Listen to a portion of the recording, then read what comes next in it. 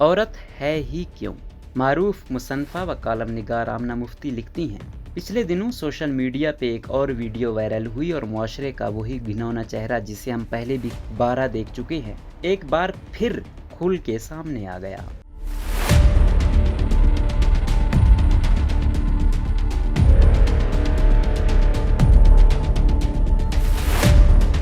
خان صاحب نے جب مردوں اور روبوٹ کے بارے میں ایک لطیف نکتہ بیان کرنے کی کوشش کی تھی اور کچھ بدگمان ان کے پیچھے پڑ گئے تھے، تب بھی پیش نگاہ ایسے بہت سے واقعات تھے۔ ہمارے یہاں کسی جرم کے بعد عام طور پر یہی سوال اٹھائے جاتے ہیں کہ عورت کہاں تھی، وقت کیا تھا، پہنا ہوا کیا تھا، وغیرہ وغیرہ، لیکن اصل مسئلہ یہ ہے کہ عورت تھی ہی کیوں؟ عورت کو چھوڑیے، اسلام آباد ہی کے ایک اور واقعے میں تو ایک لڑکے کے ساتھ بھی زیادتی ہوئی۔ تو اصل مسئلہ ہے طاقت کے اظہار کا۔ ایک شخص جو اسلحے کے زور پہ بند دروازوں کے اندر گھس جاتا ہے، اس کے دفاع کے لیے بھی کوئی تعویل ہے؟ یقیناً ہوگی۔ اگر معاشرہ جرم کو گناہ اور گناہ کو لذیذ گناہ بنا کر پیش کرتا رہے گا تو یہ سلسلہ جاری رہے گا۔ مرد بیچارہ کیا کرے جب یہ عورتیں ہی اسے تڑپا کے بند دروازوں کے پیچھے چھپ جاتی ہیں؟ اس لیے عورتوں کو چاہیے کہ وہ ہوں ہی نہ وہ ہوں گی نہ مردوں کی نیت خراب ہوگی۔ مسئلہ مزید گمبھیر تب ہوتا ہے جب مرد کی زیادتی کر گزرتا ہے۔ اس کی کوئی تعویل؟ جی اس کی بھی تعویل ہے۔ جب عورتیں ہوں گی ہی نہیں تو مرد بیچارہ کیا کرے؟ مردوں پہ ہی نیت خراب ہوگی۔ یوں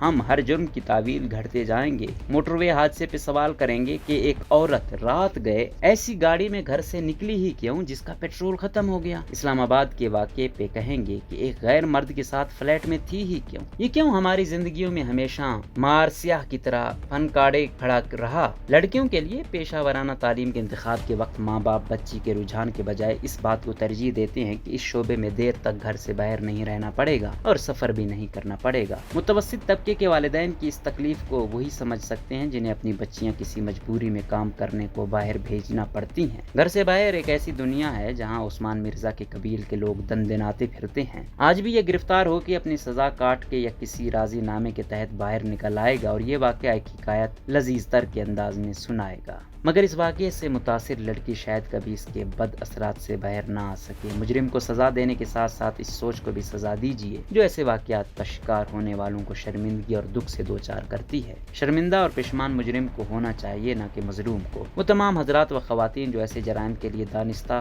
یا نادانستہ تعویلات تراشتی ہیں اور بیچارے مرد کی وکالت کرتے ہیں، اگر صرف یہی لوگ باز آ جائیں تو معاشرہ بہت حد تک بہتر ہو سکتا ہے۔ ہر بات چھوڑیے، صرف اتنا ہی سوچ لیں کہ کیا ایسے مجرموں کو مجرم نہ سمجھنے کے پیچھے ہمارا کوئی خوف کار فرما ہے؟ کیا ہم خود بھی کبھی ایسے جرم کا ارتکاب کر چکے ہیں یا کرنا چاہتے ہیں؟ جواب مل جائے گا تو بہت سے مسائل کی نشاندہی بھی ہو جائے گی، مگر یہ سوال کرنے کے لیے بہت ہمت چاہیے، اس سے کہیں زیادہ ہمت جو بندوق کے زور پہ کسی کمزور سے زیادتی کرنے کے لیے چاہیے ہوتی ہے۔